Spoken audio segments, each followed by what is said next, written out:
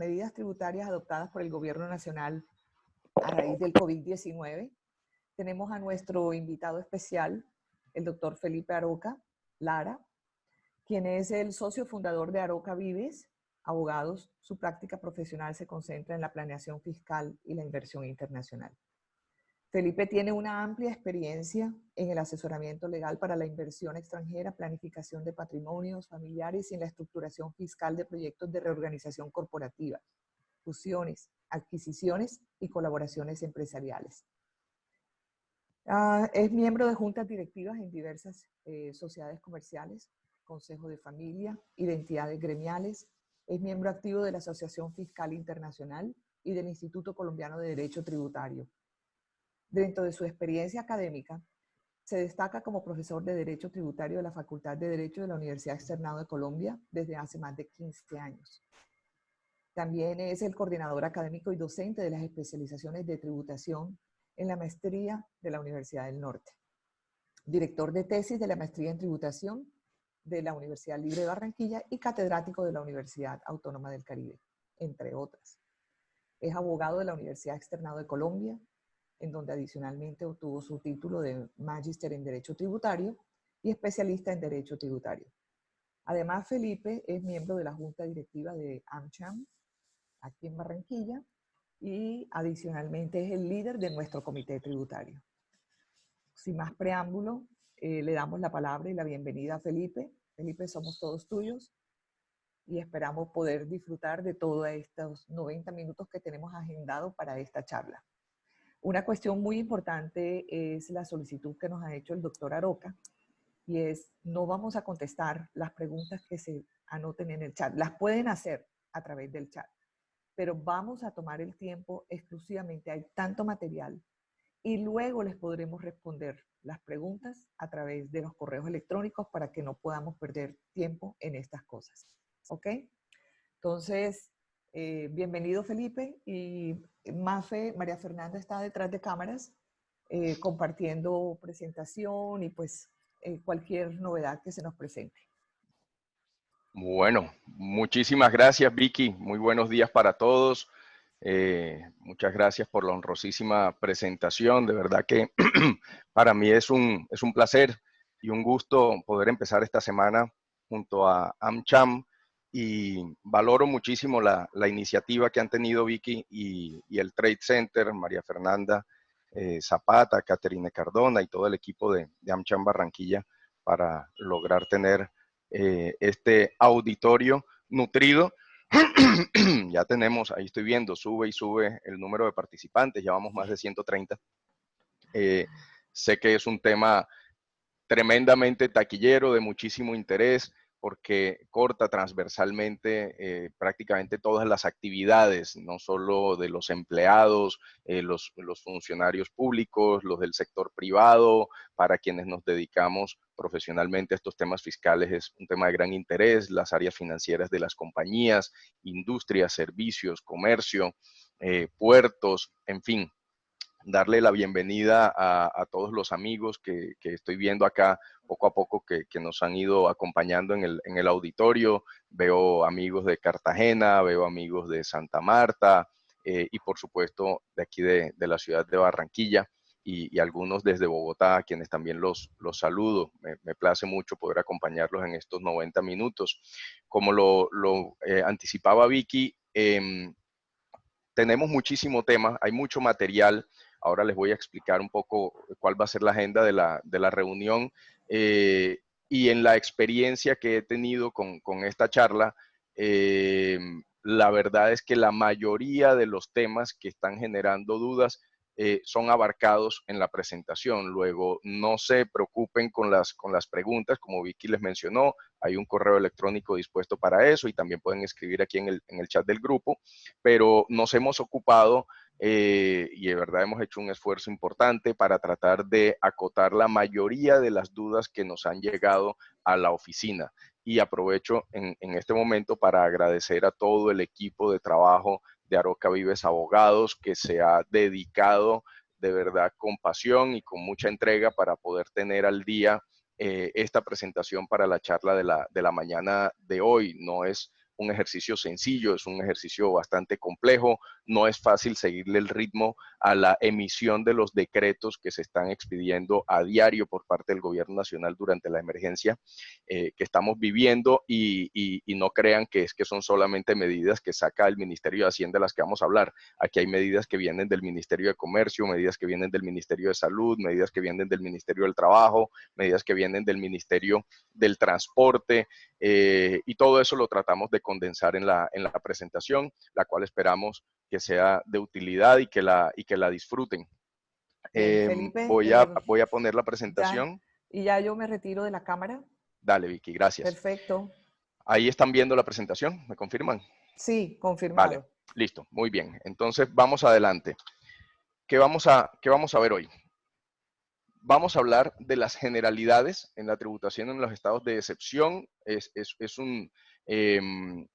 Yo creo que es un referente conceptual, un contexto obligatorio, porque no todos los que estamos en este auditorio son abogados, ni tienen formación jurídica. Hay muchos gerentes de compañías y hay muchas personas, digamos, que no están en el día a día de lo que es la academia en materia tributaria, y por eso es importante entender la razón de ser de la declaratoria de una emergencia como la que estamos viviendo ahora y por qué las medidas tributarias se toman como se toman durante un estado de excepción.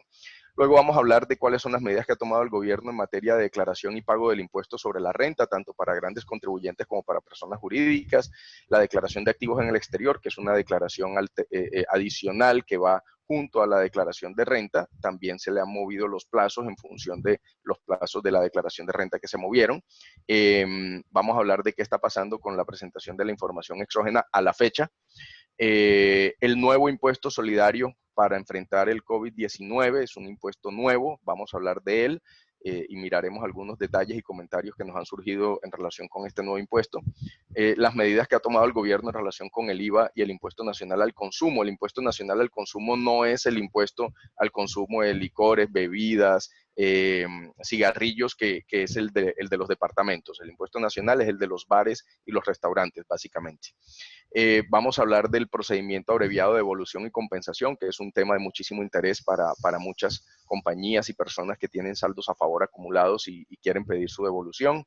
Y haremos una mención específica para la devolución de saldos a favor de IVA de la construcción de vivienda de interés social y vivienda de interés prioritario. Vamos a hablar de las facilidades de pago ante la DIAN. La DIAN expidió una circular, nos referiremos a ella y les quedará la referencia en la presentación que AmCham les compartirá.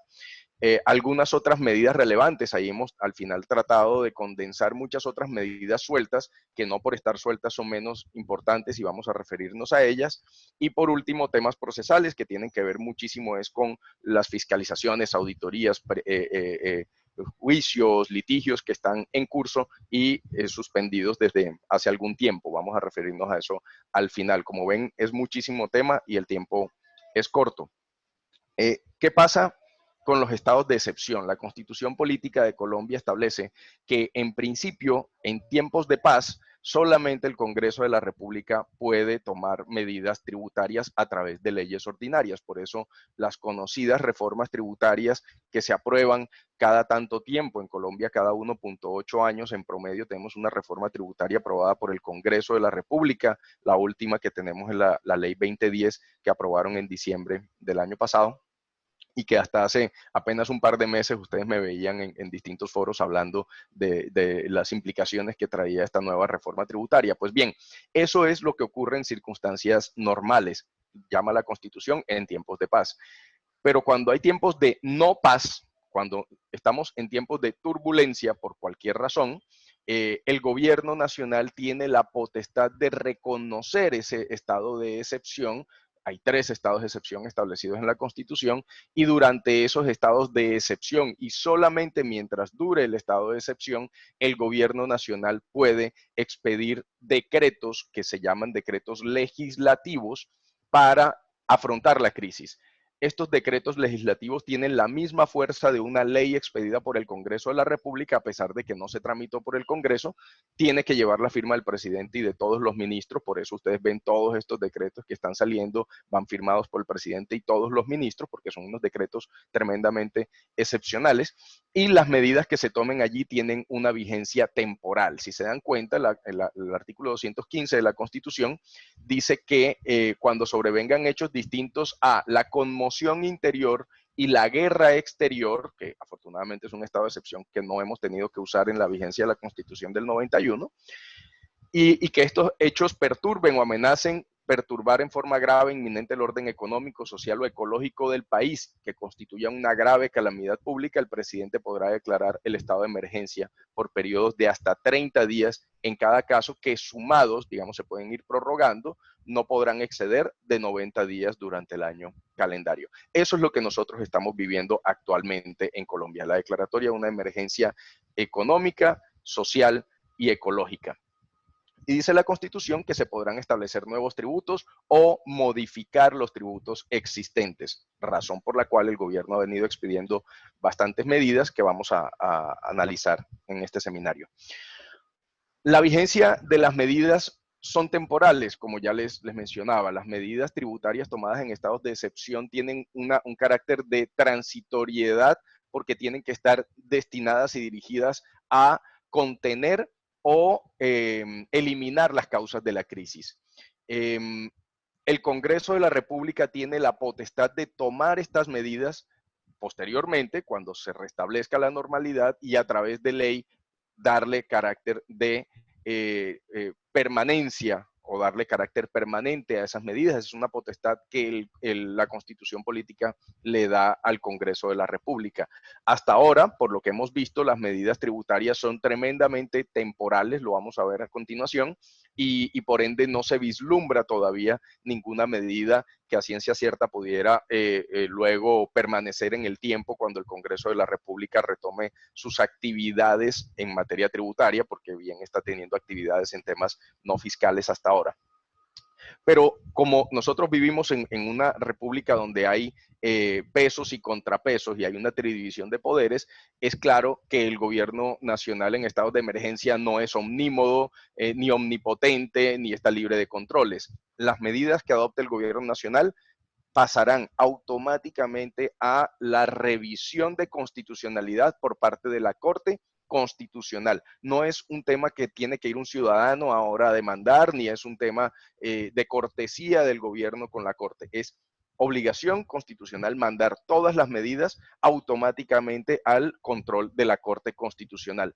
Hasta el momento, todos estamos analizando y estudiando las medidas tomadas por el gobierno. La Corte Constitucional no se ha empezado a pronunciar porque este es un estado de emergencia atípico donde todos estamos confinados en nuestras casas. Luego, las actividades diarias, incluyendo las de la Corte Constitucional, por supuesto, se han visto truncadas por la crisis. Luego, ahora estamos viendo decretos, luego vendrá el momento de tener pronunciamientos de la Corte Constitucional, y los abogados fiscalistas sí que estaremos pendientes de todo eso porque las medidas se están tomando a diario prácticamente. Miren unos antecedentes evidentes de lo que les estoy contando. Por ejemplo, en el año 98, por la emergencia económica y social ocasionada por la crisis del UPAC, que llevó a la quiebra a muchos bancos, y muchas familias tuvieron que entregar sus inmuebles a los bancos porque los habían pagado una, dos y tres veces y todavía seguían con la deuda creciendo. Eso generó una crisis social y económica en el país. Se decretó en el año 98 y se creó un impuesto para crear el Fondo de Garantía de Instituciones Financieras, FOGAFIN, que todavía lo tenemos vigente hoy día.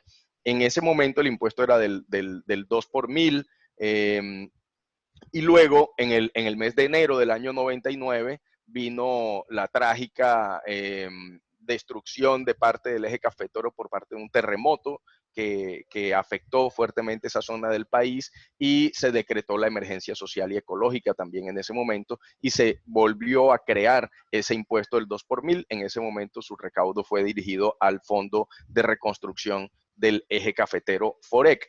Y luego es de todos conocido que el Congreso de la República le pareció muy interesante la medida de cobrar un impuesto al débito bancario y ese impuesto se ha venido manteniendo, se vino manteniendo ininterrumpidamente desde el año 2000 hacia acá por leyes del Congreso de la República y hoy ya lo tenemos como un impuesto permanente que vale no el 2 por mil, sino el 4 por mil. Eso para que tengan una idea de las cosas que pueden ocurrir después de un estado de excepción. El estado de emergencia económica y social por el COVID-19 ha llevado a que el gobierno expida muchísimas medidas. Aquí les reseño simplemente algunas que me parece importante para entender lo que está pasando en materia tributaria. El decreto 417 del 17 de marzo es el que declara el estado de emergencia económica, social y ecológica en todo el territorio nacional. Eso es lo que llamaríamos nosotros el decreto que da lugar, que da inicio a la emergencia desde el punto de vista jurídico de estado de excepción. Pero no fue la norma que reconoció por primera vez la existencia de la emergencia sanitaria. La emergencia sanitaria fue reconocida antes de ese decreto por parte del Ministerio de Salud y de la Protección Social en la resolución 385 del 12 de marzo. Si se dan cuenta, hubo 5 días de diferencia. ¿Y por qué es importante eso? Porque una cosa es la emergencia sanitaria del Ministerio de Salud y otra cosa es el estado de excepción, que es un estado jurídico de reconocimiento de una excepcionalidad, que es la del decreto 417 del 17 de marzo. Entre uno y otro, entre la resolución del Ministerio de Salud y el decreto 417, fíjense ustedes, se expide el decreto 401 del 13 de marzo del 2020, donde se dan plazos o se establecen los plazos para el cumplimiento de obligaciones tributarias a nivel nacional.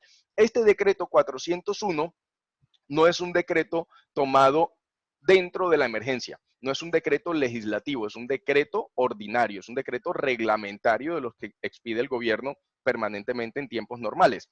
Y efectivamente este fue expedido en un tiempo normal, pero con un viso de anormalidad porque el día anterior el Ministerio de Salud ya había reconocido la emergencia sanitaria, pero solo sanitaria porque ya se estaba reconociendo la existencia de una pandemia a nivel mundial. ¿Pero por qué es relevante esto? Porque este decreto 401 que está vigente, ojo, y que tiene muchísimas medidas de cumplimientos de obligaciones tributarias a nivel nacional, sigue vigente y sus mecanismos y sus medidas y sus plazos no han sido modificados, salvo por lo que les voy a contar ahora que ha sido modificado. Entonces, mucho cuidado. Pero ese primer decreto 401, que no es de la emergencia estado de excepción, sino de la emergencia sanitaria, reconoce la ampliación para el pago de impuesto de renta para empresas del sector hotelero, de transporte aéreo y de pasajeros, como lo vamos a profundizar más adelante. Entonces, es importante que entiendan todo este entramado, cómo ha venido ocurriendo en los últimos meses.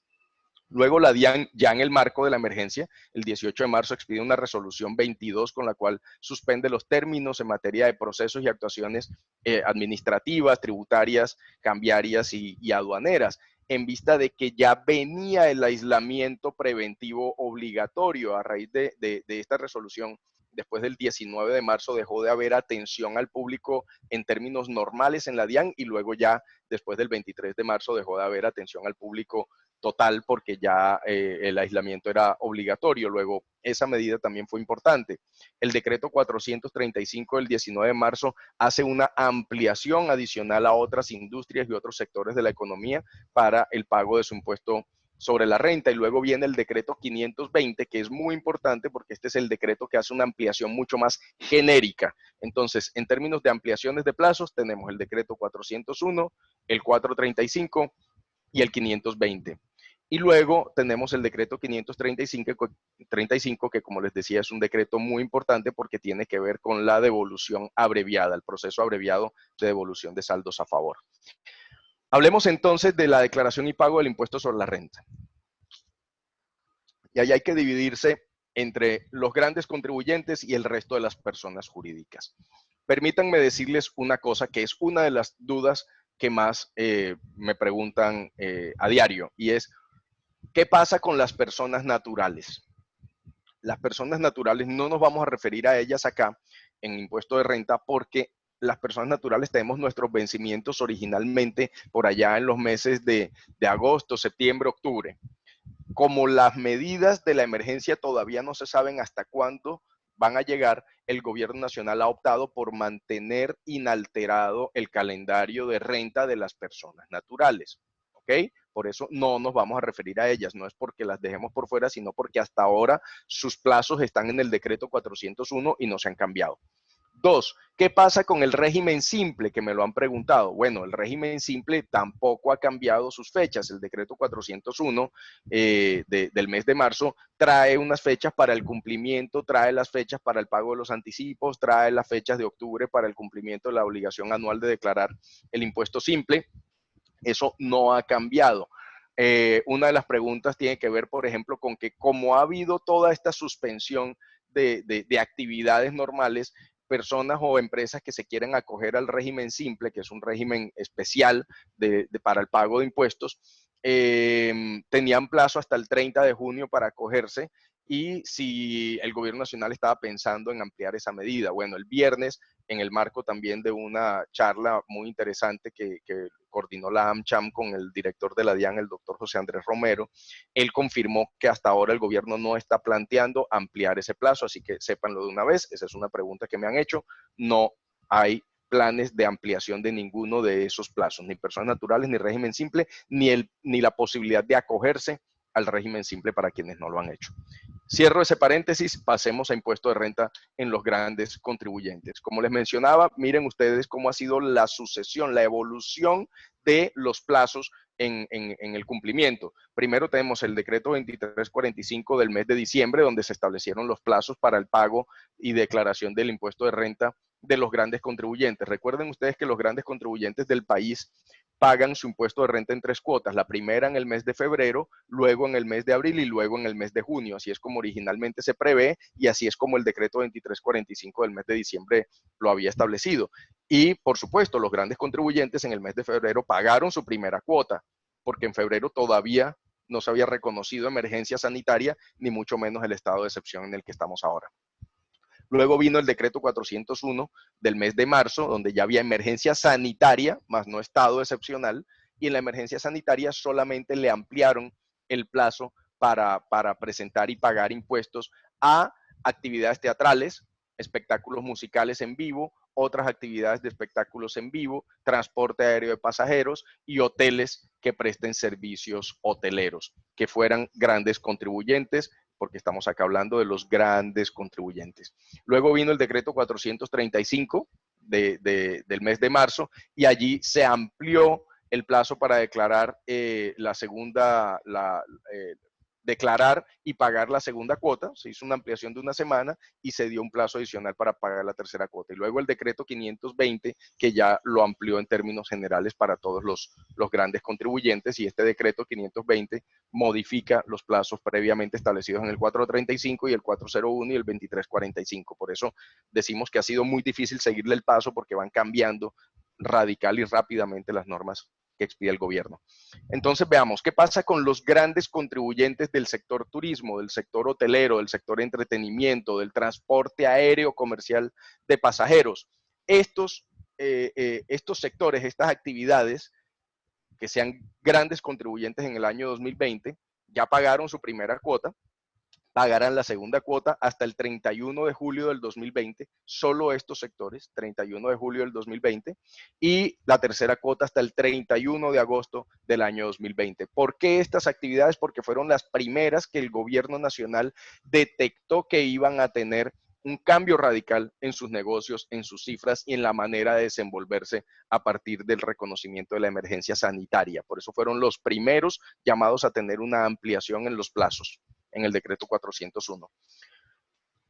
¿Qué pasó en el decreto 401 con las instituciones financieras grandes contribuyentes? Aquí hay que hacer un comentario muy puntual en relación con las instituciones financieras, y es importante que lo tengamos presente porque es una circunstancia totalmente atípica, excepcional para ellos. Resulta que la ley 2010, la reforma tributaria que aprobaron en diciembre, creó para las instituciones financieras que en el año 2019 hubieran obtenido una renta superior a 4.112 millones de pesos, les creó una sobretasa en el impuesto sobre la renta. Eso no tiene nada que ver con la emergencia, ya venía decretado a través de una ley del Congreso de la República, y se estableció en el decreto 401 recuerden, ya había emergencia sanitaria, pero no estado de excepción, en el decreto 401 se les fijó el plazo y se les dijo, paguen el 50% de la sobretasa entre el 14 y el 27 de abril y el otro 50% de la sobretasa entre el 9 y el 24 de junio del año 2020. Las entidades financieras, las instituciones financieras, ya en el año 2018, en la reforma tributaria, habían tenido esta sobretasa, pero esa sobretasa la demandaron las entidades financieras ante la Corte Constitucional y la Corte Constitucional declaró la inconstitucionalidad de la medida, argumentando que era un tratamiento inequitativo para las entidades financieras versus el resto de los sectores económicos del país. Ya se estaba anunciando la demanda por parte de las entidades financieras contra esta nueva sobretasa, pero a raíz de toda la emergencia sanitaria y en vista de que ahora debe primar el principio de solidaridad en todas las materias, pero también en materia tributaria, las entidades financieras decidieron desistir, entendemos, porque así lo anunciaron a través de sus gremios financieros, desistir de la demanda contra la medida y en lugar de eso acogerse a pagar puntualmente dentro de estos plazos que estamos viendo acá la sobretasa aplicable a las instituciones financieras. Luego tenemos el decreto 520. ¿Por qué me paso al 520 y no al 435? Porque el 520 ya reemplaza el 435. El decreto 520 aplica ya para los grandes contribuyentes de manera genérica y le dice a los grandes contribuyentes, que no sean los sectores que previamente mencionamos, siguen pagando su impuesto de renta en 3 cuotas, pero la declaración se efectuará dentro del pago de la tercera cuota, es decir, les extiende el plazo para presentar la declaración de renta, pero les mantiene una ampliación muy corta para el pago de la segunda cuota de su declaración de renta en los plazos que tenemos más adelante, que serían así. El plazo para pagar la segunda cuota estaría entre el 21 de abril y el 5 de mayo. Originalmente estaban entre el 14 y el 27 de abril. Si se dan cuenta, lo que hay es una ampliación de una semana para el pago de esa segunda cuota. Y la tercera cuota queda para el mes de junio de este año y allá se presentará la declaración de renta. Entonces, lo que también hay es una ampliación sustancial, es así, del plazo para declarar. Declarar es una cosa, pagar cuotas es otra cosa muy distinta. Las ampliaciones para los pagos no han sido generosas. Y en eso hay que entender al gobierno. No estoy diciendo ni estoy calificando de bueno o de malo lo que el gobierno está haciendo, sino simplemente estoy tratando de entender, y además el mismo ministro de Hacienda y el director de la DIAN han sido enfáticos al referirse a este punto, y es, no estamos en este momento en condiciones, el país, la caja de la tesorería de la nación, en condiciones de seguir esperando y dando espera a los recaudos tributarios. La caja de este país se organiza en función de los recaudos tributarios que pesan el 80% de lo que el gobierno gasta. Todo lo demás viene de temas de tesorería, de endeudamiento, etcétera, pero buena parte de los gastos de este país provienen del recaudo tributario. Entonces, si el gobierno renuncia a su recaudo tributario, estaría necesitando más recursos de endeudamiento o salir a vender cosas en un entorno totalmente atípico e inconveniente. Emitir más títulos de deuda es tremendamente complejo. Luego, el trabajo que tiene que hacer el gobierno es el de sopesar efectivamente que las compañías están enfrentando unas crisis económicas, pero al mismo tiempo se necesitan los recursos. Por eso no ha habido unas sustanciales ampliaciones a los plazos para pagar el impuesto sobre la renta, pero sí que lo ha habido para la declaración como tal, la declaración formal. ¿Por qué? Porque ahorita es muy difícil sentarse a hacer declaraciones de renta, tanto de grandes contribuyentes como de las personas jurídicas. Una pregunta que típicamente surge es, ¿qué pasa si yo quiero presentar la declaración de renta ahora? Vamos a ver qué es lo que tenemos acá. Miren lo que tenemos acá. ¿Qué pasa si nosotros queremos ya presentar la declaración de renta. Perdón, ahorita me refiero a eso. Vamos a hablar de las personas naturales.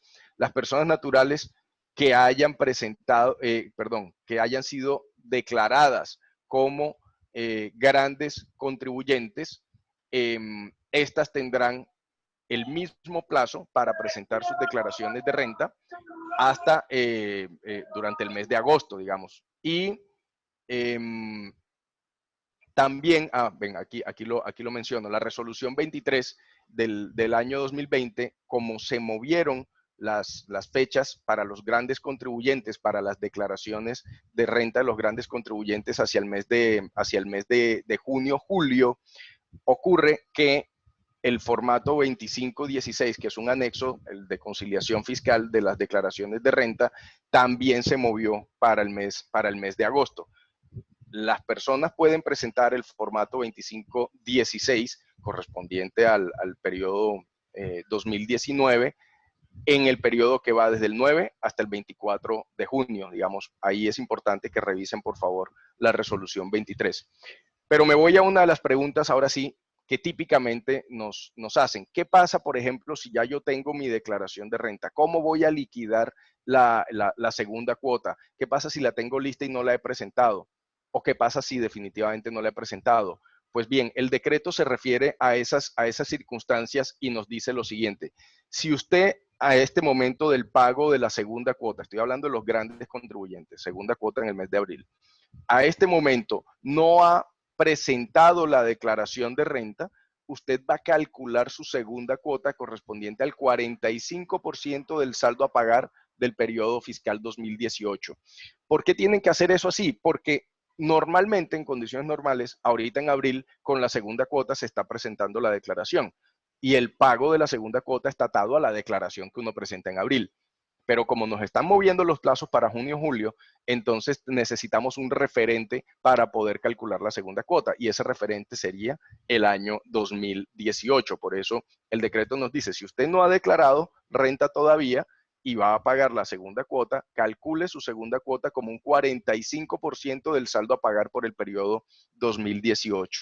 Y la tercera cuota, como esa sí se paga con la declaración que se presentará ya en junio, en el mes de junio, para los grandes contribuyentes, allá ya liquidará y pagará lo que le corresponda efectivamente, restando las primeras cuotas que ya pagó en febrero y en abril. ¿Ok?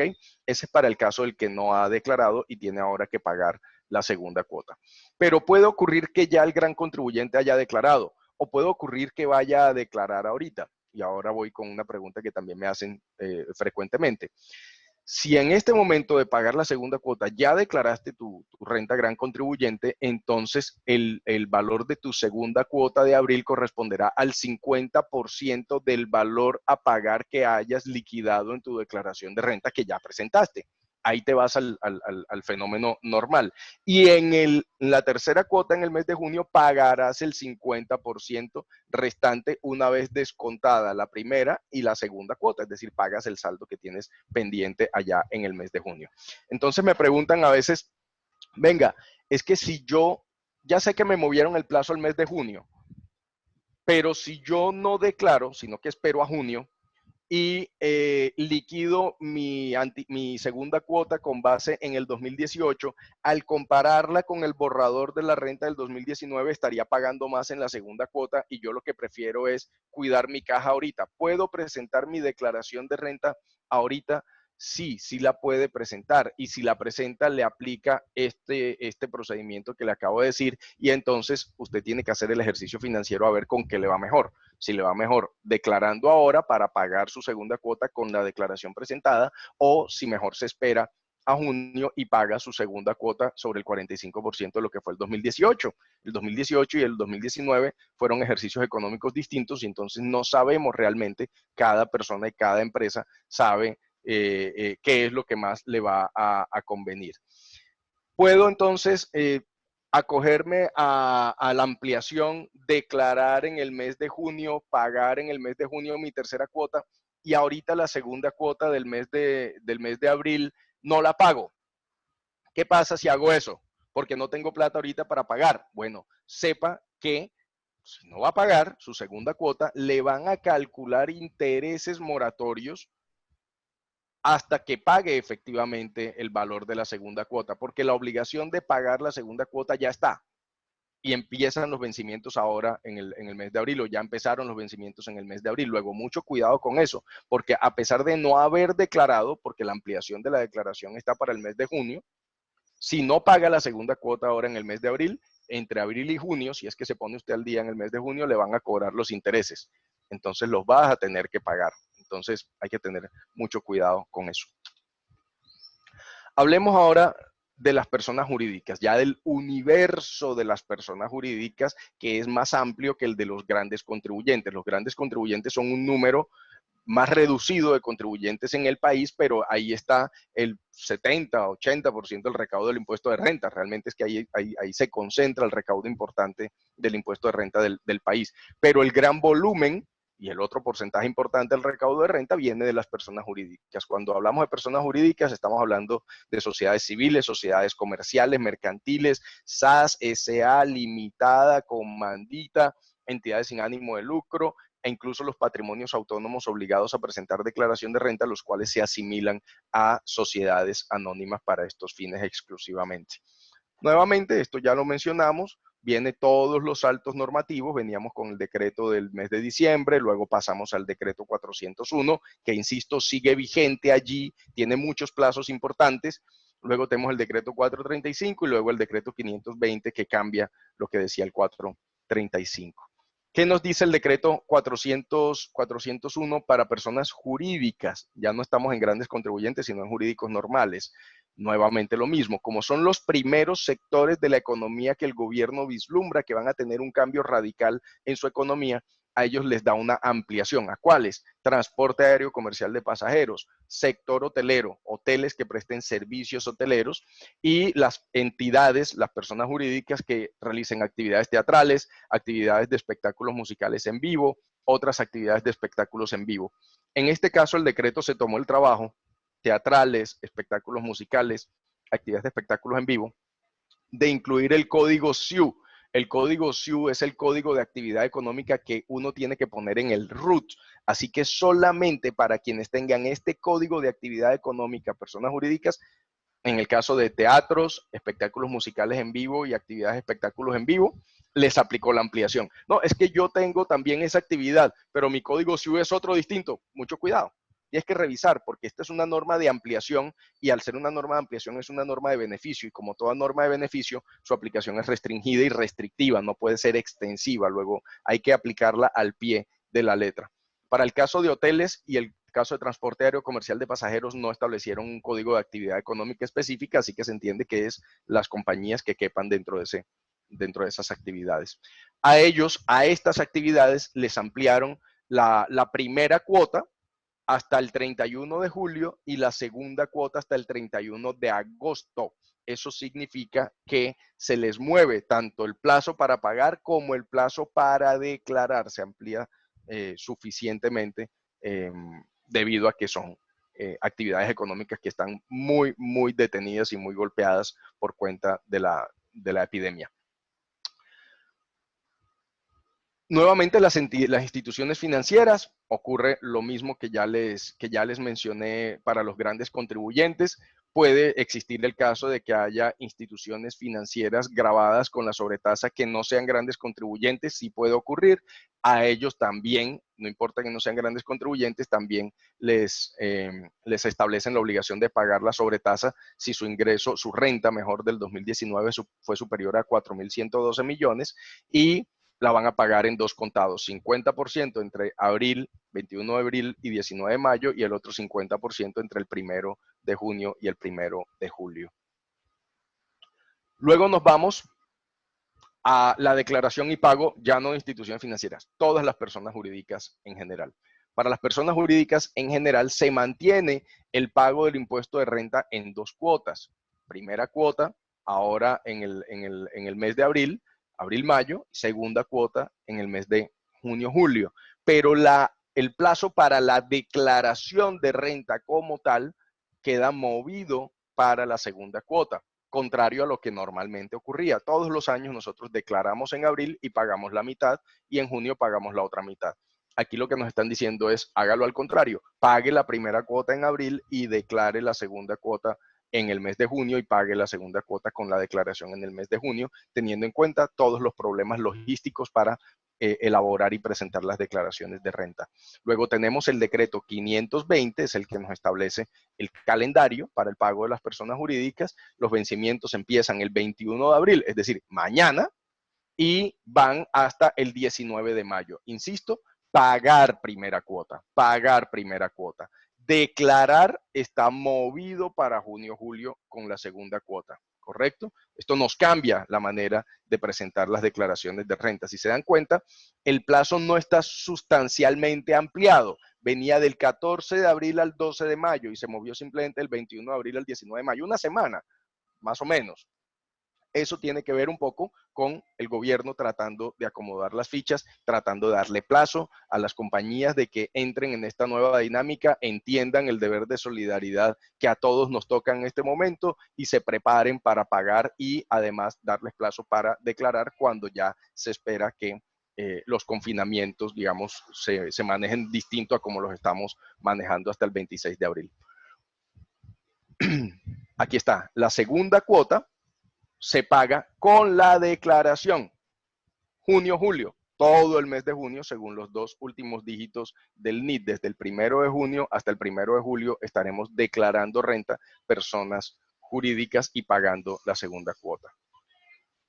Conciliación fiscal, el anexo 2516, se presentará en el mes de junio, naturalmente, porque se presenta junto con la declaración de renta. Ya la DIAN habilitó el anexo 2516, el prevalidador. Entendemos que ya se puede trabajar en la confección de ese anexo. ¿Cómo vamos a pagar la primera cuota de las personas jurídicas? Como se los mencioné, para el caso de los grandes contribuyentes, tenemos que entender que nos cambia la manera de aproximarnos. Antes pagábamos la primera cuota con la declaración, ahora en la crisis no lo podremos hacer. Luego la primera cuota la vamos a liquidar en función de cualquiera de las dos alternativas que nos toque, cualquiera de las dos que nos esté tocando. Por ejemplo, si ya mi vencimiento, que empieza mañana para pagar la primera cuota de la persona jurídica, llega y yo no he declarado renta, porque tengo el plazo ampliado todavía, en ese caso yo voy a calcular el valor de mi primera cuota equivalente al 50% del saldo a pagar del periodo gravable 2018. Y ahí les hago un asterisco, y ahora voy a una de las preguntas típicas que han surgido alrededor de este mecanismo excepcional. La segunda cuota, que la pagaré en el mes de junio cuando presente la declaración de renta, será el saldo restante descontado lo que debía haber pagado en la primera cuota en el mes de abril. Si ahora en abril no tengo, tengo que pagar, pero no tengo plata, ¿qué me pasa? Ya lo mencioné para los grandes contribuyentes, igual para las personas jurídicas. Vas a tener que liquidar intereses de mora, porque la obligación de pagar la tienes, independientemente de que la de declarar todavía no la tengas vencida. Pero la de pagar sí la tienes ahora en el mes de abril, así que tienes que tener mucho cuidado. Abril, mayo, tienes que pagar tu primera cuota. Si no lo haces a tiempo, te van a correr los intereses moratorios, porque los intereses moratorios no se han suspendido ni se han acabado por cuenta de la pandemia, así que hay que tener mucho cuidado. Hay quienes interpretan, no, como todos los plazos están suspendidos y todo está suspendido, entonces el gobierno no me va a cobrar intereses. Pues no, hay que tener mucho cuidado con eso. El gobierno espera solidaridad y cumplimiento de las obligaciones legales, así que están esperando que se haga efectivamente el recaudo de la primera cuota dentro de los plazos de abril y mayo que tenemos proyectados acá, que ya mencionamos. Entonces me voy rápidamente al asterisco. La DIAN, cuando redactó, pues la DIAN no, el Ministerio de Hacienda, cuando redacta el decreto, lo redacta diciendo: si usted no ha declarado al momento del vencimiento de su primera cuota, liquide su primera cuota como el 50% del saldo a pagar del 2018. Automáticamente le viene a uno a la cabeza, venga, es que, ¿qué pasa si yo en el 2018 tuve saldo a favor? La DIAN reconoce en el decreto 411 del 8 de abril, que lo expidió al día siguiente del decreto, dice: si usted en el 2018 tuvo saldo a favor, entonces no tuvo saldo a pagar. Entonces su saldo a pagar fue cero. Entonces el 50% de cero es cero. No tienes que pagar primera cuota y no tienes ningún problema. ¿Ok? Estamos tranquilos en ese caso. Segundo caso, ¿qué pasa si mi compañía o esta compañía apenas se constituyó en el año 2019? No tuve declaración del 2018. Nuevamente, 50% de cero es cero. No tienes que pagar primera cuota en el mes de abril y no te pasa absolutamente nada. ¿Por qué? Porque todavía no tienes obligación de pagar en función del decreto 520. Eso es lo que está ocurriendo en ese caso. Luego tenemos la posibilidad. ¿Qué pasa si desde el punto de vista meramente financiero resulta ser mejor pagar el 50% de lo que sí declararía en el año 2019 y no el 50% de lo que fue mi saldo a favor del 2018, mi saldo a pagar, perdón, del 2018? ¿Por qué me ocurriría eso? Hombre, porque el 2018 tuvo un año muy bueno y en el 2019 tuvo un año no tan bueno. O porque en el 2019 tuvo muchos gastos que no tuvo en el 2018, por la circunstancia que sea. Usted tiene que hacer el ejercicio financiero en su compañía y tiene que mirar, porque eso hace parte del derecho que todo contribuyente tiene. Uno puede acogerse dentro de la ley a lo que más le convenga, no fuera de la ley, dentro de la ley. Si a usted lo que más le conviene es declarar ahora su declaración de renta para pagar la primera cuota sobre el 50% de su declaración de renta del año 2019, declare ahora la declaración del año 2019 y no espere al vencimiento del plazo. ¿Por qué? Porque si no lo hace así, va a tener que liquidar su impuesto, su primera cuota con base en el año 2018 y a lo mejor eso no es lo que a usted le conviene. Entonces, haga el esfuerzo, haga el ejercicio, prepare la declaración de renta. Una pregunta que típicamente nos hacen. ¿Qué ocurre si tengo ya el borrador de mi declaración de renta porque lo veníamos preparando desde febrero, desde enero, pero todavía no he hecho el 2516 porque el prevalidador acaba de salir? Eso es verdad, no lo habíamos podido empezar a trabajar antes de la crisis, pero la declaración sí. Yo, en mi oficina, he llegado a la conclusión con mi equipo de trabajo de que uno puede presentar el formato 110 de la declaración de renta sin presentar el 2516, el anexo de la conciliación fiscal, y que eso no tiene nada de malo siempre y cuando uno presente el anexo 2516 dentro del plazo, es decir, junio-julio, recuerden. ¿Por qué? Porque no estoy violando nada. La declaración de renta es una declaración, el anexo 2516 es un anexo importantísimo, muy valioso para la DIAN, y no estoy diciendo que no lo presenten, lo que estoy diciendo es que si por alguna circunstancia a usted le conviene declarar renta ahora en el mes de abril, porque, por lo que ya explicamos, tiene listo su borrador del 110, pero no tiene listo el anexo 2516 porque no lo ha podido terminar o por la razón que sea, pues procure hacerlos ambos. Esa pregunta se la hicimos al director de la DIAN el viernes y el director de la DIAN dijo, mire, para mí, él como funcionario piensa, declaración de renta 110 y el formato 2516 van de la mano, preséntalos juntos. Y yo lo entiendo porque a ellos les conviene que el 2516 les llegue con la declaración. Pero si yo tengo un plazo hasta junio julio para declarar renta y presentar el 2516 y quiero hacer la renta ahora con el formato 110 y seguir trabajando en el 2516 para hacerlo dentro del plazo, yo no le estoy violando la ley a nadie ni le estoy faltando a nadie. Estoy haciendo lo que puedo dentro de la ley. Así que ahí les dejo esa recomendación práctica, porque eso tiene que ver con lo que tengo acá en el numeral 2. Si ya he presentado mi declaración de renta, la primera cuota la liquido en función de lo que es mi declaración de renta, y tenemos bastantes casos prácticos donde conviene declarar la renta ahora y no acogerse al plazo para no liquidar el impuesto en función de lo que fue el 2018, que fue un año muy distinto. Ahí les dejé el número del concepto de la DIAN, lo pueden googlear, lo pueden buscar, ya ha circulado bastante por las redes sociales. La declaración de activos en el exterior, rápidamente, en la medida en la que es una declaración adicional donde no se paga nada, simplemente es informativa, pero su plazo históricamente ha estado ligado al plazo de la declaración de renta en los últimos años, pues al mover los plazos de la declaración de renta, se mueve el plazo de la declaración de activos en el exterior. No se ha suspendido la obligación de presentar activos en el exterior, ese es el famoso formato 160, donde simplemente describimos de una manera informativa los activos que los colombianos tenemos afuera. Para los grandes contribuyentes se les mueve el plazo para el mes de junio. Aquí un comentario que está en rojo, bueno, se los digo ahora con las personas jurídicas porque ahí lo vuelvo a tener. Para las personas jurídicas también se mueven los plazos para el mes de junio-julio. ¿Qué es importante recordar acá? Esto no es de la pandemia. ni de la crisis, esto es de la ley 2010, de la reforma tributaria de diciembre.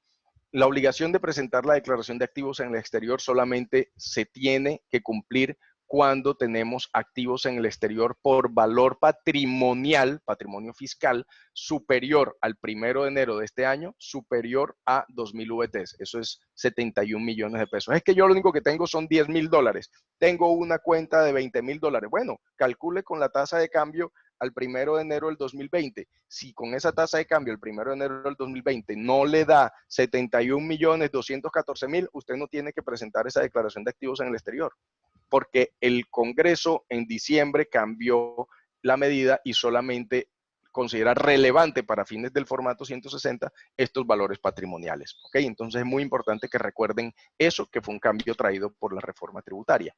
Se movieron los plazos también para las personas jurídicas, ya se los anticipaba.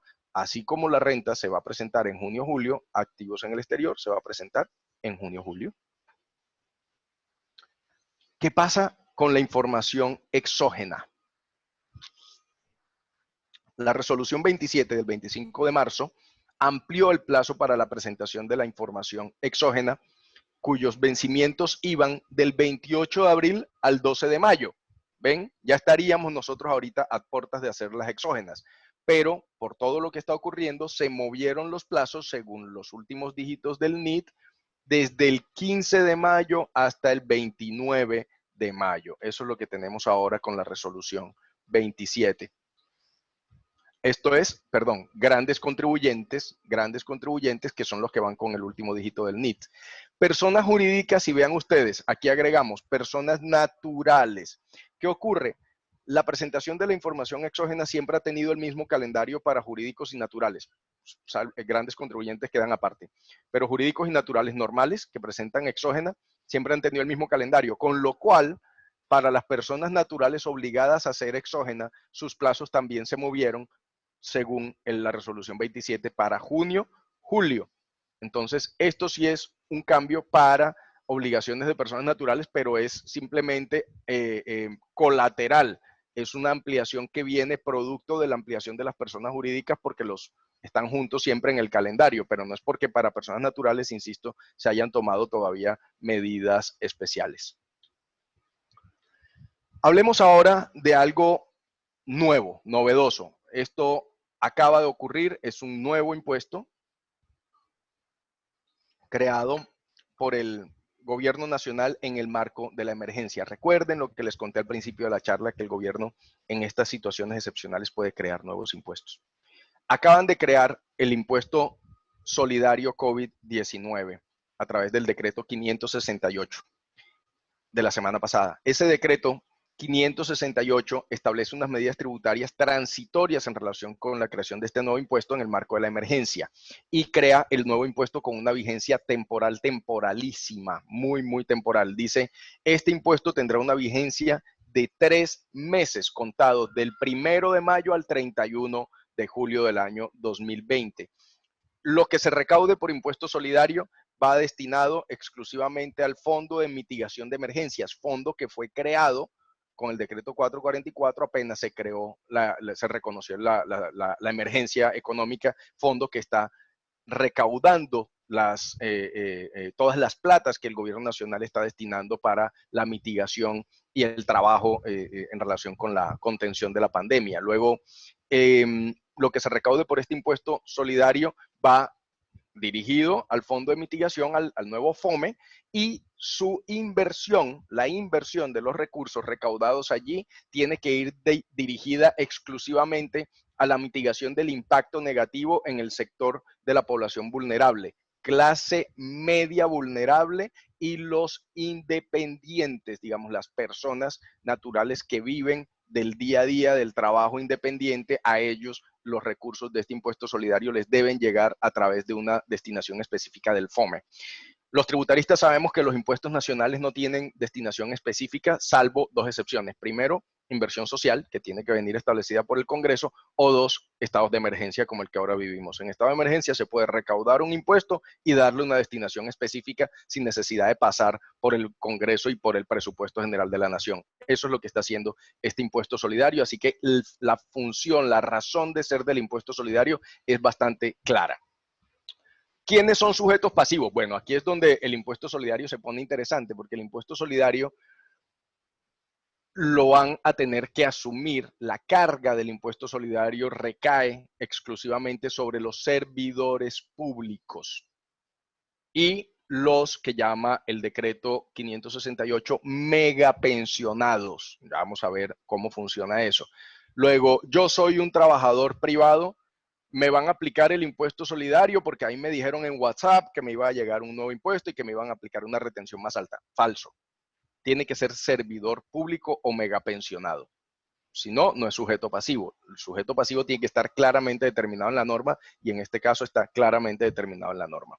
Servidor público en los términos del artículo 123 de la Constitución Política. Yo soy abogado y digamos que lidio mucho con todos estos temas administrativos y aún hoy, después de tantos años de estar ejerciendo la profesión, me cuesta trabajo definir qué es un servidor público en el marco del artículo 123 de la Constitución Política. ¿Cuál es la razón de ser de eso? Que la definición de servidor público está tan extendida que es muy confusa. Está el artículo 97 de la ley 489 del 98, perdón que me ponga con tecnicismos, pero sé que aquí hay servidores que pueden estar atentos a esto que estoy contando, y hay definición de servidor público para fines del derecho laboral, del derecho penal, del derecho administrativo, del derecho disciplinario y ahora del derecho tributario, que antes no teníamos que hacer esa distinción, pues hoy la tenemos que hacer. En términos generales, revísenlo cada uno con el asesor legal de la entidad para la cual está trabajando, es mi recomendación. Pero en términos generales, el consenso al que he podido llegar con mis colegas administrativistas es que el servidor público en los términos del artículo 123 de la Constitución es todo aquel que está vinculado a través de un contrato o con una relación legal y reglamentaria con una entidad del Estado en cualquier nivel, departamental, municipal o nacional.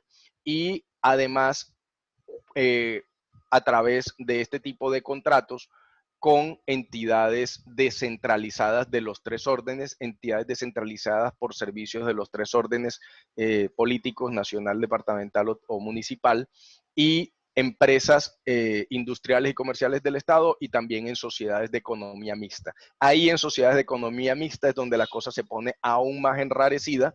Entendemos nosotros que si la sociedad de economía mixta tiene una participación del 50% o más de capital del Estado, las personas que allí trabajen podrían ser considerados servidores públicos. Adicionalmente, hay que considerar los estatutos de constitución de esa sociedad de economía mixta y el régimen laboral que esos estatutos le establecen a los servidores. Luego, no es un tema tan sencillo, simplemente decir servidor público. Hay muchos que claramente saben que son servidores públicos, jueces, maestros, congresistas, diputados, concejales, miembros del gobierno, ministro, presidente para abajo, evidentemente, pero hay muchos otros que no está tan claro, específicamente sociedades de economía mixta creo que tienen ese acento muy especial que vale la pena que revisen. Pero adicionalmente el impuesto solidario no le aplica solamente al que es servidor público propiamente dicho, sino también a aquel que es contratista privado, digamos, tiene un contrato de prestación de servicios personales con esas entidades públicas. Si recuerden que el Estado es el principal contratante de prestadores de servicios personales del país. Tiene muchísimos contratistas privados que van y ejercen funciones al lado, codo con servidores públicos, pero no los tiene con contrato de trabajo, sino con contrato de prestación de servicios. Bueno, a esos contratistas también los alcanza el nuevo impuesto solidario. Y ya les decía, los megapensionados. Tanto el caso de servidor público, como el caso de contratista, como el caso de pensionado, tiene que tener una condición adicional. Y es que tiene que tener una asignación salarial o una asignación de honorarios o una pensión mensual, en cualquiera de esos tres casos, mensual superior a los 10 millones de pesos, o igual o superior a 10 millones de pesos. Si está por debajo de eso, no queda alcanzado con el impuesto solidario COVID-19. Por ahí leí el fin de semana a un columnista que sé que no es tributarista en el diario de principal circulación en la ciudad de Barranquilla, alertando a todo servidor público que tenía que mandar una carta los primeros 5 días del mes de mayo porque no importaba cuánta plata ganara, generó, creo yo, una alarma innecesaria, pero entiendo la confusión, porque efectivamente en la redacción del decreto 568 hay una incongruencia entre la parte considerativa y la parte ya resolutiva donde se crean las normas propiamente dichas. En la parte considerativa se dice una cosa y en la parte resolutiva se dice otra. Entonces, nuestra conclusión es solamente para estos casos que ya mencionamos, servidores, contratistas y megapensionados que devenguen mensualmente sumas iguales o superiores a 10 millones de pesos, se crea la subjetividad pasiva. Por debajo de esos montos mensuales no se crea la subjetividad pasiva. ¿Está claro? Ahora, ahorita vamos a ver unas exclusiones, pero aquí hay una exclusión subjetiva. Miembros de la fuerza pública que tengan estas asignaciones mensuales superiores a 10 millones no quedan sujetos al impuesto solidario. Trabajadores de la salud que estén expuestos al riesgo de contagio. No es porque, no, yo soy un prestador de servicios, pero estoy en mi casa porque soy, no sé, la profesión que sea, o la actividad que sea. No, en ese caso tienes que demostrar que estás expuesto. Luego, en cada entidad, con sus contratistas o sus funcionarios, van a tener que hacer la determinación. En el caso de los trabajadores de la salud, van a tener que hacer la determinación de si ese trabajador de la salud está o no está expuesto a riesgo de contagio. Si está expuesto a riesgo de contagio, efectivamente está excluido del impuesto. Si no está expuesto al riesgo de contagio, no está excluido del pago del impuesto. Es así de sencillo, y eso lo tiene que determinar cada entidad, porque ya vamos a ver que la entidad es la responsable del recaudo y pago. Entonces, tenemos el hecho generador, el pago abono en cuenta periódico mensual de cifras iguales o superiores a los 10 millones de pesos. Vean esto. Dentro del concepto de salario está comprendida la asignación básica, los gastos de representación, las primas, las bonificaciones o cualquier otro beneficio que reciba el servidor público o el contratista como retribución directa de la prestación del servicio.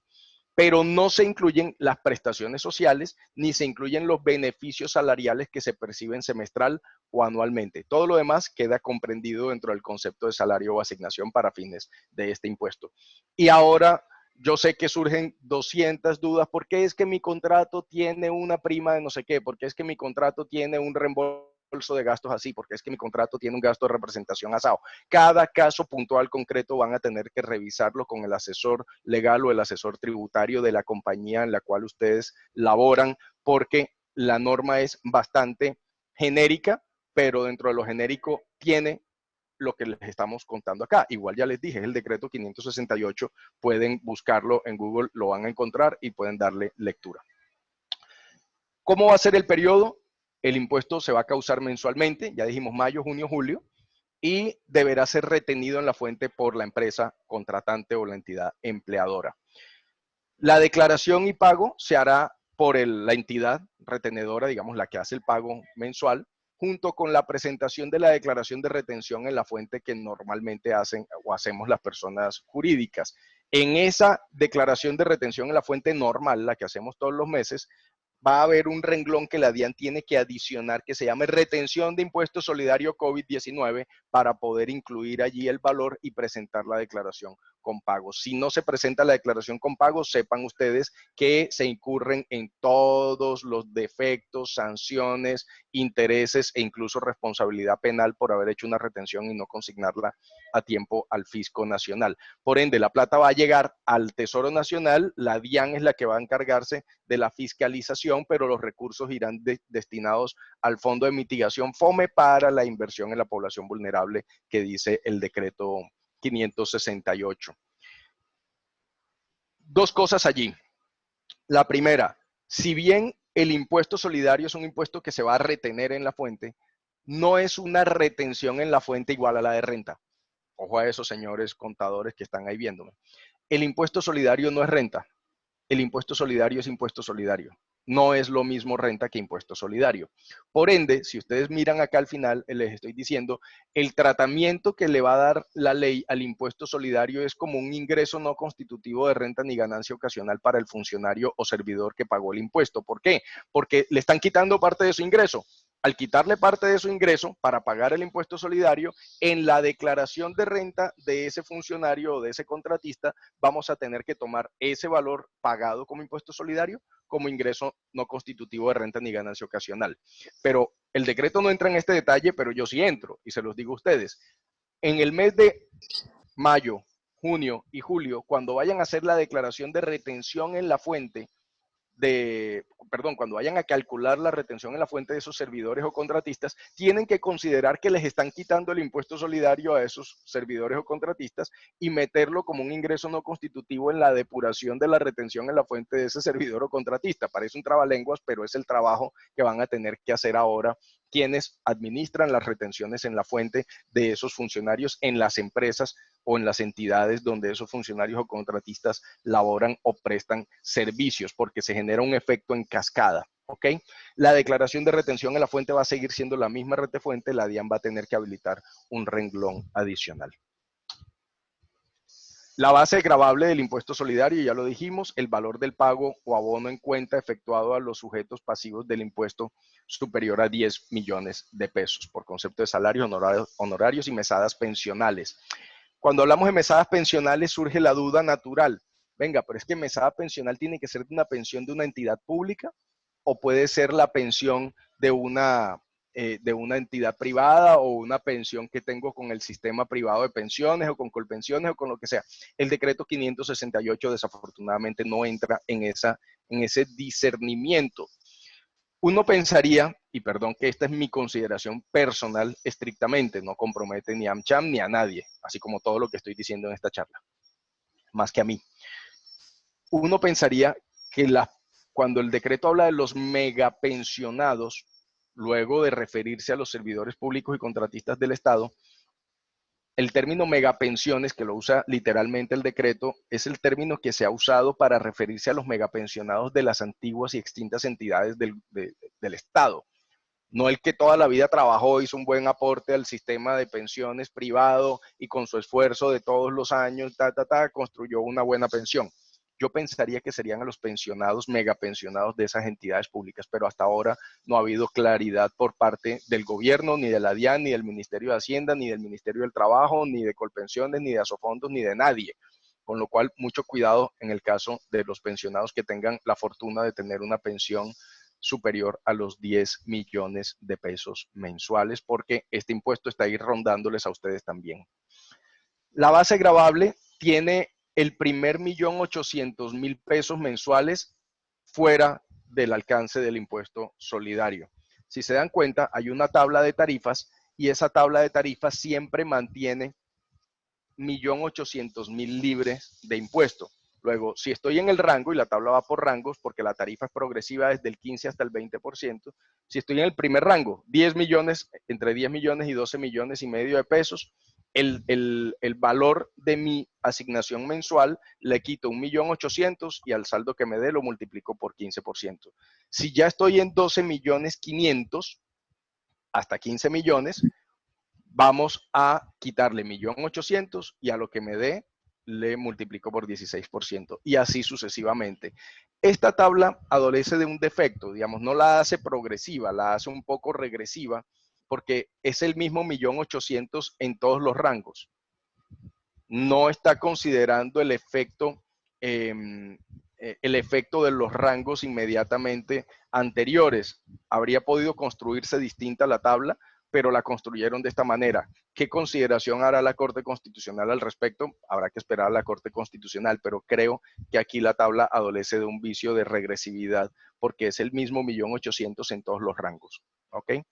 Por encima de 20 millones, 20%. El gobierno había hecho un anuncio antes de sacar la medida y eso está pasando no solo en materia tributaria, que una cosa es la que anuncian, luego pasan los días, sale la medida y la medida es distinta. Originalmente habían dicho que el impuesto iba a ir del 10 al 15%, pero resulta que salió del 15 al 20%.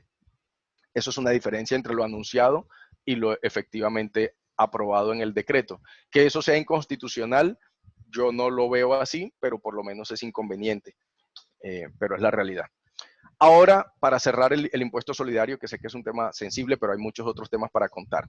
En el impuesto solidario crearon un aporte voluntario. El aporte voluntario solamente aplica para servidores públicos, contratistas del Estado, que tengan asignaciones mensuales inferiores a 10 millones de pesos. Esas personas, durante los primeros 5 días del mes, mayo, junio y julio, o mayo, o junio, o julio, tendrán que manifestar por escrito, porque se usa en el decreto la palabra podrán, efectuar un aporte y deben informar por escrito su voluntad de aportar para que la entidad pagadora los incluya dentro de los aportantes voluntarios del impuesto solidario. No es una obligación, como lo dieron a entender en una columna publicada en el diario, aquí en Barranquilla. No es una obligación, lo que pasa es que las consideraciones del decreto quedaron mal escritas, pero las normas son las normas y los artículos quedaron claramente establecidos que el aporte voluntario es voluntario, hay que manifestar la voluntad, no es lo contrario. No es que tengo que manifestarle a mi entidad que no me quiero acoger al aporte voluntario, porque por norma es voluntario y no me tengo por qué acoger a él, salvo que quiera ser solidario. En ese caso, esas personas que quieran voluntariamente acogerse tendrán entre 0 pesos y 1.755.000, 0% de impuesto. A ellos no se les va a reconocer ni siquiera la voluntad de pagar porque se respeta el mínimo vital de los 2 salarios mínimos. De ahí en adelante, 0, 4, 6, 8, 10, 13% son las tarifas aplicables para quienes, insisto, se quieran acoger. Vamos rápidamente a hablar de IVA e hipoconsumo. En el decreto 401 se amplió el plazo para el pago del IVA para el bimestre marzo y abril hasta el 30 de junio para empresas, ya dijimos en el decreto 401 que fue el primero que empezó a hablar de estos temas, transporte aéreo comercial de pasajeros, hoteles que presten servicios hoteleros, teatros, espectáculos musicales en vivo y otros espectáculos en vivo. Solo a ellos se les movió el IVA con ese decreto 401. Luego vino el 435 y amplió también hasta el 30 de junio a otras actividades que no habían sido consideradas inicialmente. Este también les amplió para los que están bimestralmente el bimestre marzo-abril hasta el 30 de junio para comidas y bebidas de los códigos de actividad económica que vemos acá, agencias de viaje del código 7911, operadores turísticos del código 7312 y hoteles que presten servicios hoteleros. El decreto 401 también había establecido para los cuatrimestrales que su cuatrimestre enero-abril iba hasta el 30 de junio y el 435 reconoce también para los cuatrimestrales de las actividades que ya mencionamos, que van hasta el 30 de junio. Para los del impuesto al consumo, bares, restaurantes, bebidas, comidas preparadas, bebidas alcohólicas para consumo dentro de establecimiento, también se les corre la declaración de impuesto al consumo el bimestre marzo-abril hasta el 30 de junio.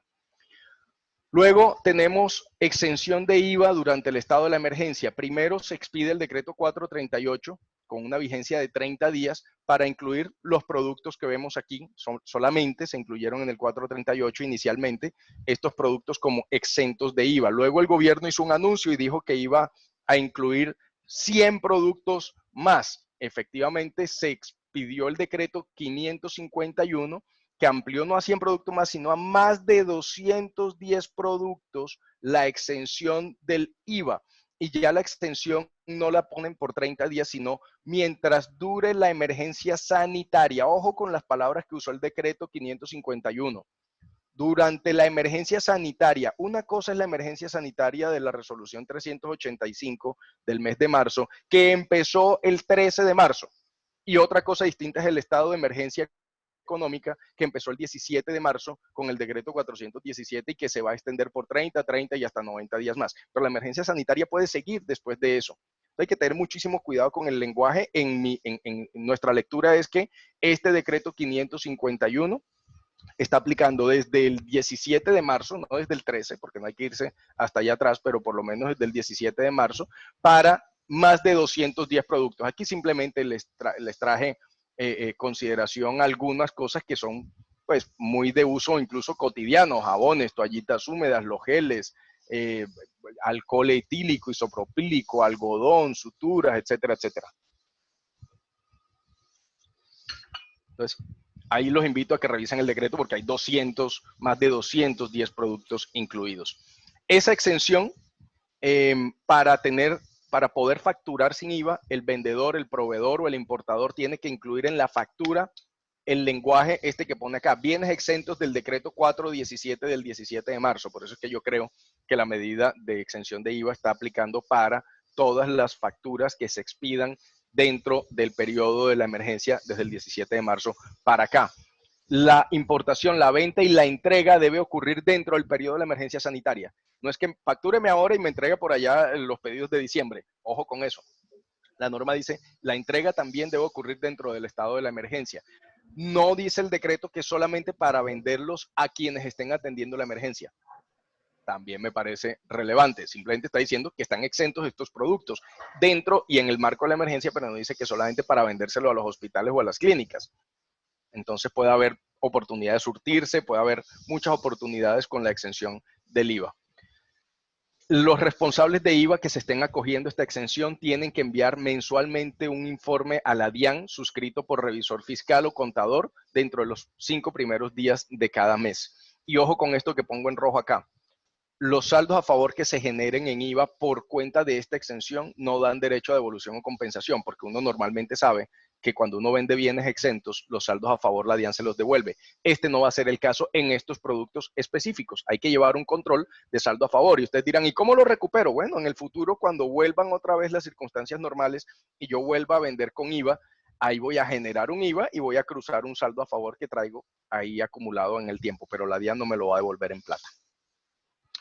Telecomunicación móvil, vimos la semana pasada cómo el Ministerio de las Telecomunicaciones expidió el decreto 540 diciendo que durante los 4 meses siguientes a la expedición del decreto, es decir, de abril a julio, van a tener exención de IVA los servicios de conexión, acceso de voz e internet móviles, aplicaciones en internet y telefonía móvil, con los planes que no superen 71,214 pesos al mes. Por allá me hicieron una pregunta muy puntual. Si yo tengo un plan corporativo que me vale 2 millones de pesos al mes, pero cada plan individualmente considerado vale 70,000, yo pensaría que el operador de telefonía en ese caso le tiene que aplicar la exención porque es planes individualmente considerados, no tienen que sumarle toda la bolsa.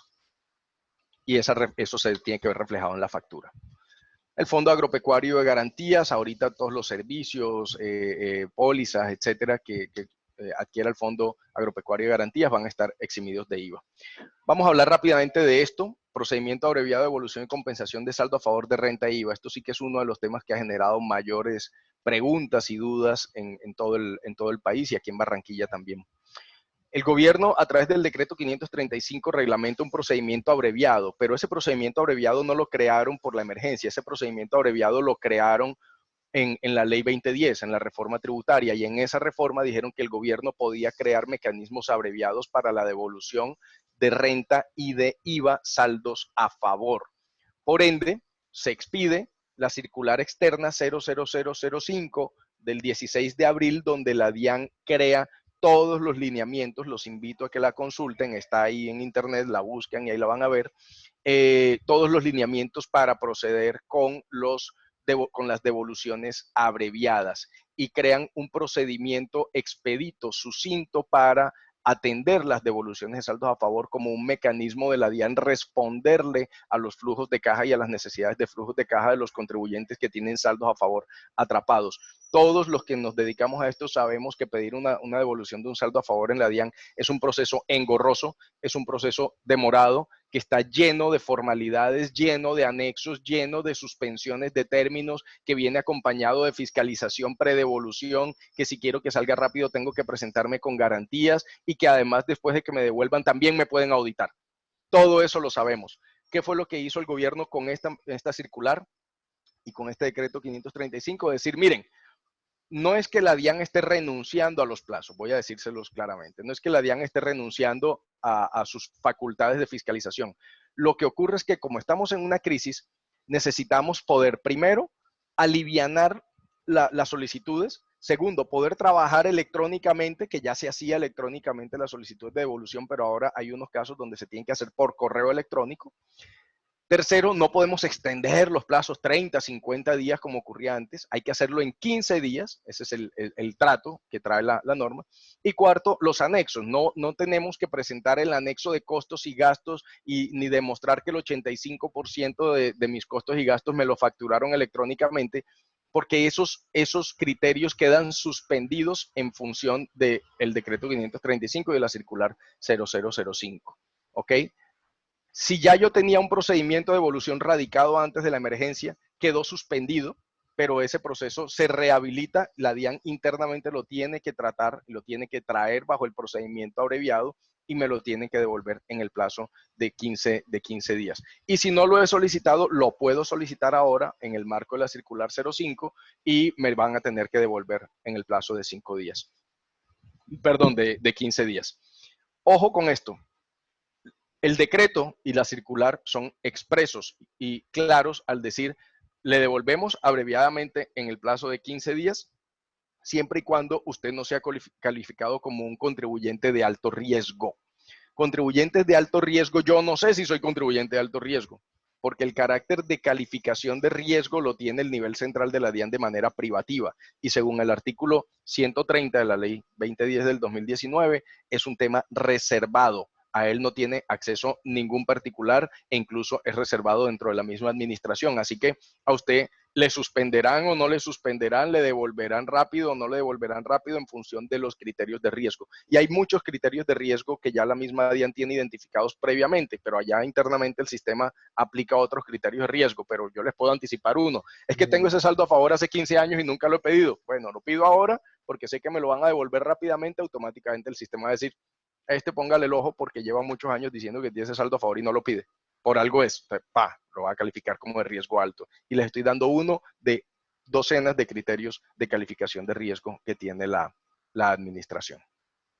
Pero si no sale calificado como de alto riesgo, como evidentemente van a salir calificados de riesgo medio o bajo la inmensa mayoría de los contribuyentes que tienen saldo a favor, pida su saldo a favor. Una de las preguntas típicas que me hacen, yo soy empleado y tengo un saldo a favor por retenciones en la fuente muy altas del 2018, el 2017, el 2019, el año que sea, y siempre me han dicho que no pida eso porque es riesgoso. Mire, uno sabe si tiene riesgos o no tiene riesgos en su declaración de renta, pero un saldo a favor que proviene de retenciones en la fuente muy altas que me han venido practicando un empleado, un comisionista, etcétera, pues, ¿qué riesgo puede tener? Pida su saldo a favor si lo tiene ahí. Si esa plata le va a servir, pida su saldo a favor y luego tendrá que salir a dar las explicaciones del caso cuando la DIAN venga y le pregunte cuando se restablezcan todos los términos normales. Luego, no hay que tenerle tampoco tanto miedo a ese tema y menos en estas circunstancias apremiantes de la crisis. Tengan en cuenta que una vez se llegue a la normalidad y vuelvan a retomarse los plazos, etcétera, etcétera, hay 30 días para presentar la relación de costos y gastos para quienes se acogieron a devolución de saldo a favor de costos y gastos, de saldos a favor de renta, perdón. Para quienes tienen vivienda de interés social, construcción de vivienda de interés social y vivienda de interés prioritario y tienen derecho a la devolución del 4% del IVA por materiales de construcción, bueno, en ese caso tiene la posibilidad de solicitar la devolución también por procedimiento abreviado, pero a través de correo electrónico, no a través del sistema normal de la DIAN para devolución de saldos a favor. En este caso se habilita un buzón en la seccional correspondiente, puedes revisar el numeral 6 de la circular 05 del 16 de abril si este es tu caso y allá tendrás derecho a pedir tu devolución, así que también quedaron contemplados. Facilidades de pago, bueno, desafortunadamente suena muy rimbombante, la DIAN ha hablado de esto públicamente, pero cuando revisa uno la circular externa 03 del 14 de abril, se da cuenta que no hay grandes alivios en las facilidades de pago.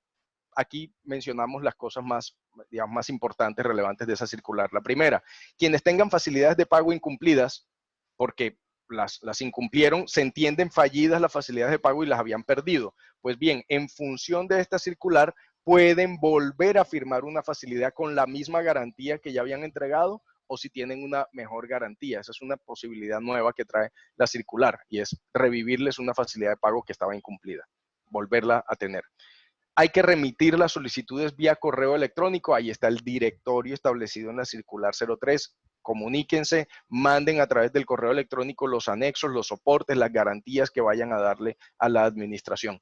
Pero tengan en cuenta que incluso durante la crisis, ya se los había dicho antes, se siguen causando intereses de mora por las deudas pendientes de pago, así hayas pedido las facilidades de pago. No es que, no, como estamos en crisis, la DIAN dio facilidades de pago, me acojo a eso y no pago intereses. Pues no funciona así.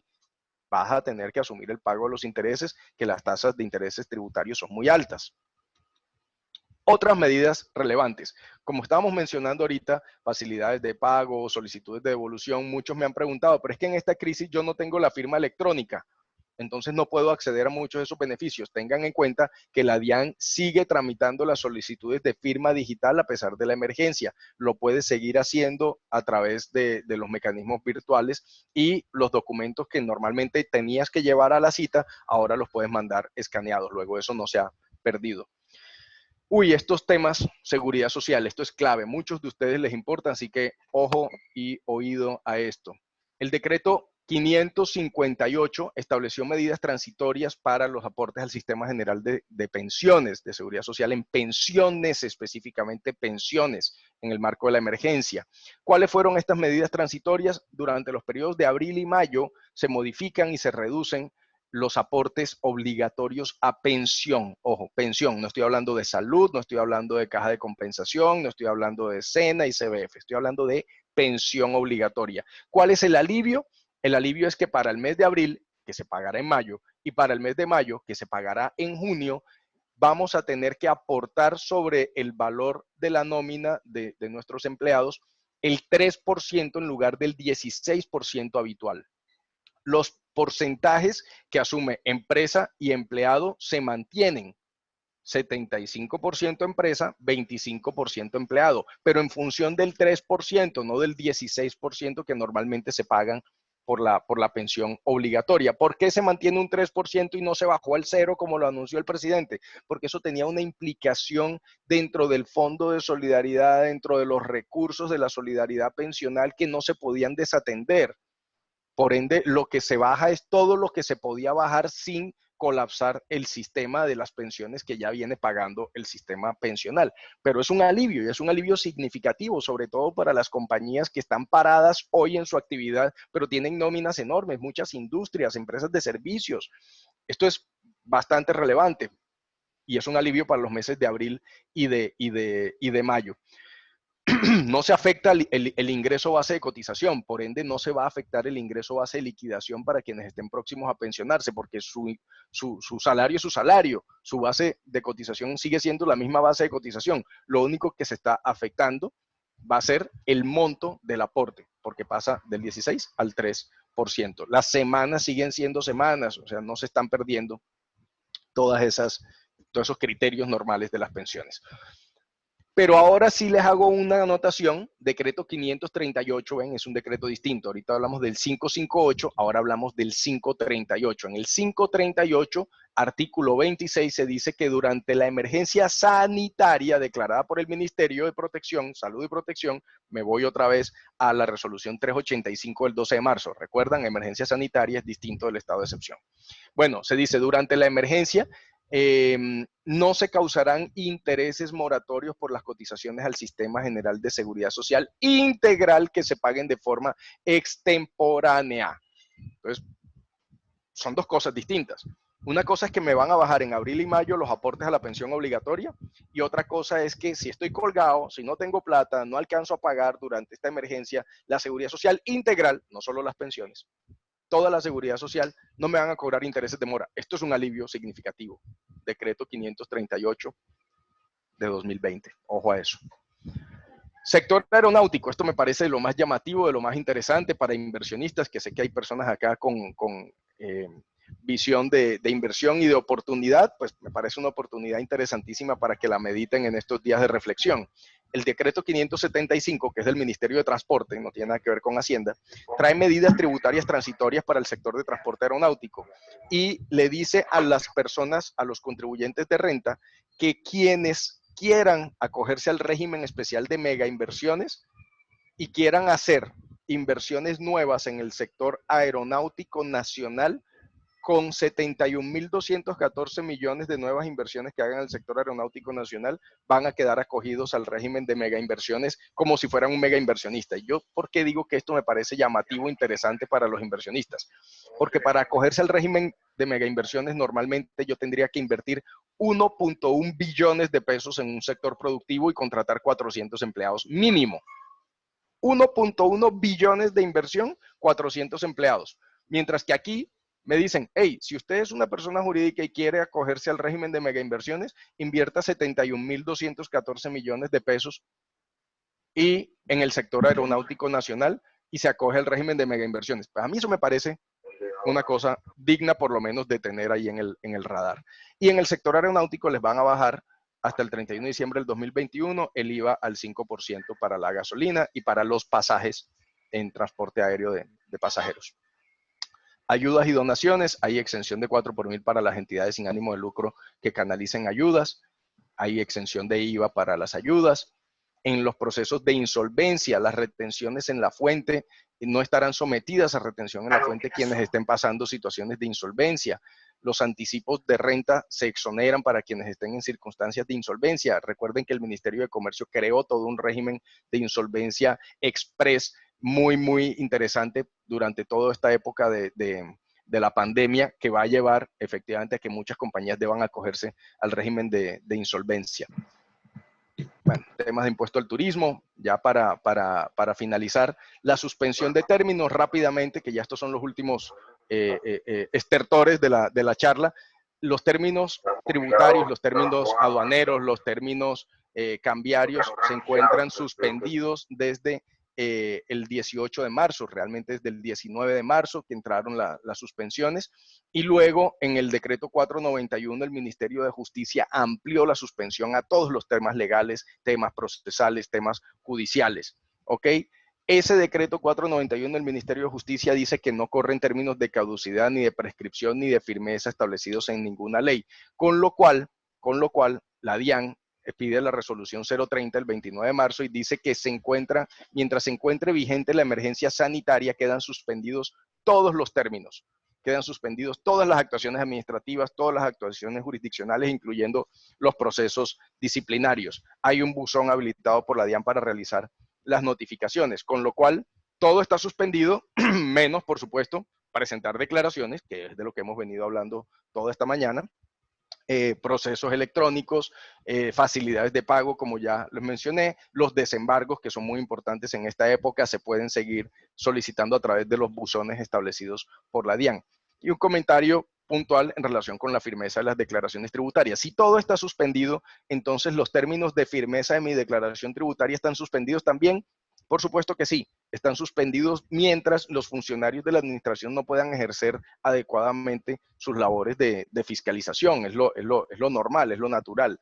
Si yo tengo firmeza de mi declaración de renta a través de beneficio de auditoría, que la creó la ley 1943 y luego la ley 2010, y yo quiero acogerme a beneficio de auditoría, pues te puedes acoger a tu beneficio de auditoría si incrementas un 20 o un 30% tu impuesto neto de renta en función de compararlo con el año inmediatamente anterior, pero en términos normales el beneficio te correría a partir de la presentación de la declaración, pero como no estamos en tiempos normales, sino en tiempos de suspensión de términos, solamente desde que se acabe la emergencia te empezarán a correr los términos para acogerte a tu beneficio de auditoría. La firmeza de las declaraciones de renta, perdón, de IVA y de retención en la fuente del 2019, recuerden, los que saben de estos temas fiscales me entenderán que la firmeza de las declaraciones de IVA que presentamos el año pasado y las retefuentes que presentamos el año pasado empiezan a correr cuando uno declara renta. Antes no. Como no hemos declarado renta, muchos, las personas jurídicas, porque lo haremos en junio, julio, o los que ya declararon renta en abril o lo hagan en mayo, pero los términos estén suspendidos, pues no les empezará a correr todavía la firmeza de la declaración de IVA y de retención en la fuente del año 2019. Todos estos son cambios que resultan a partir justamente pues, de toda la epidemia, la pandemia y lo que ha tenido que sacar el gobierno nacional. Los términos de prescripción, los términos de 4 meses para meter demandas de nulidad y restablecimiento ante la jurisdicción de lo contencioso, todo eso se encuentra todavía suspendido por cuenta de la emergencia. Gracias por haberse extendido conmigo estos 6, 7 minutos adicionales. Estoy muy contento de la convocatoria, Vicky. Vi que tuvimos picos de 230 participantes durante la charla. Sé que han llegado muchas preguntas, pero bueno, teníamos estos 90 minutos. Aspiro y espero que haya sido de utilidad, que hayan obtenido herramientas válidas para todas las labores que tienen que hacer los tributaristas y los contadores de las compañías a partir de los vencimientos que empiezan esta semana para pagar segundas cuotas. La presentación, como lo anunciaba Vicky y María Fernanda al principio de la presentación, será compartida a los correos electrónicos junto con, entiendo, la grabación de la charla. De verdad que para mí, Vicky, siempre es un placer, un gusto estar con ustedes acá. Un éxito total este seminario y espero pues que sigan teniendo muchos éxitos en todos los que vienen, invitadísimos a quienes no conocen la AmCham, a que la conozcan a través de las redes sociales y de la página misma de la AmCham, la Cámara de Comercio Colomboamericana, que en la seccional de Barranquilla presta servicios para Barranquilla, el Atlántico y el Magdalena. Vicky, muchas gracias. No sé si vas a clausurar la charla y gracias a todos. Pues muchas gracias, Felipe. La verdad es que ha sido un webinar espectacular. Es una clase magistral lo que hemos visto aquí. Muy importante toda esta actualización que nos has hecho. La cantidad de mensajes que nos han llegado, les confirmamos que estará disponible la grabación de este webinar para todos ustedes, pero sabemos perfectamente que habrá mucho más decretos y que habrá que actualizarlo, Felipe. Por lo tanto, propongo que una vez que tengamos otro material, pues podamos hacer la segunda sesión. Ya vemos muchas personas que están escribiendo diciendo necesitamos hacer otra sesión, de manera que ha sido realmente una de los webinars con mayor asistencia y con mayor solicitud. Pues resta nomás darte las gracias realmente por el tiempo que le has dedicado a todos nuestra comunidad empresarial, llámense los afiliados. Tenemos unos cuantos invitados también, otros de la ciudad de Cartagena, bienvenidos, y también de Santa Marta, de manera que esto realmente amerita estar en la actualización. Felipe, cuenta con nosotros. Sabes que como líder de nuestro comité tributario, pues llevas todo, tienes todo el espacio para poder realizar la segunda actualización que tengamos que hacer respecto a este tema. Muchísimas Mucho gracias a gusto, Vicky. todos. Muchas gracias a Okay. todos y feliz día. Que tengan buena semana. Gracias. Mafe, muchas gracias. Gracias a todos. En el chat les coloqué mi correo, el correo electrónico para que puedan hacer las preguntas y consultas que consideren referente a esta charla y les estaremos enviando pues toda la información. Muchas gracias. Perfecto. Muchas gracias.